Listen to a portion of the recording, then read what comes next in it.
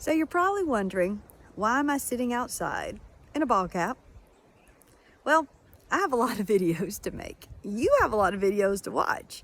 If I change the backgrounds and the setting, your brain will be more intrigued by the novelty and I will actually remember more.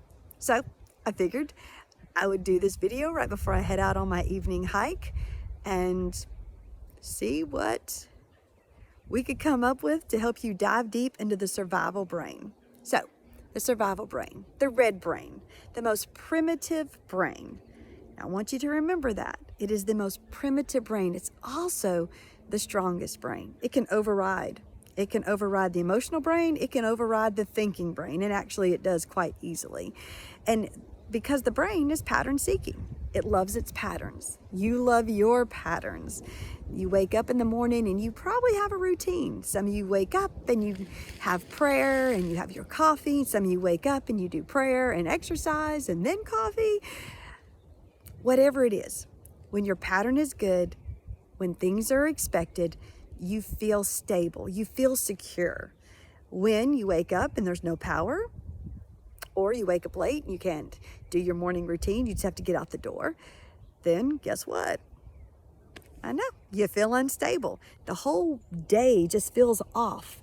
See, the brain, number one goal is to keep you alive. It's not there to make you happy. I love that saying. Your brain's goal is not to keep you happy, it's to keep you alive. And unfortunately, it can take that job to the 10th degree. So if you've experienced trauma, your brain will try to predict patterns. And what that means is you might become hyper vigilant. A sound, a crackling of a dropping of a book, anything could make you jump, make you reactive. You become hyper reactive, where some kids would say, oh, you would be like, what? Because see, this survival brain is fight, flight, and freeze. And fight, flight, and freeze are pretty basic. Fight makes sense, right? A lot of times our kids will fight to get to a threat.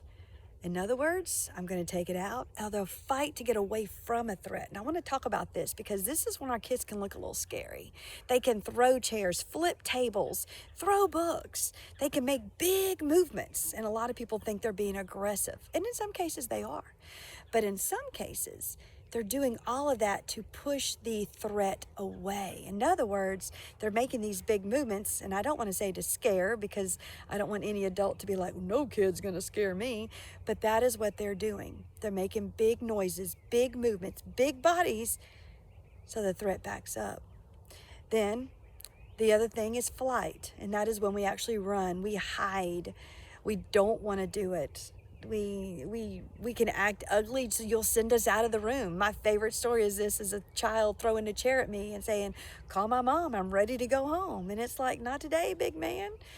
You're making it till the bell rings because your behavior is not going to work. And then of course there is also freeze, and freeze is when the student shuts down completely. It almost looks like apathy. I don't care. I don't want to. I don't know. A lot of I don't knows. What do you want to do next? I don't know. And sometimes our kids may be overwhelmed by the work, and so they'll drop into this hypoarousal state. And it infuriates us because we feel like we care more than they do. But what it is the brain's overwhelmed. You got to remember, in our schools, it's better to be bad than stupid.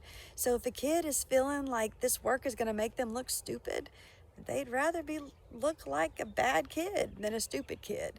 So a lot of times these behaviors come from kids not knowing where to start. It literally is a panic.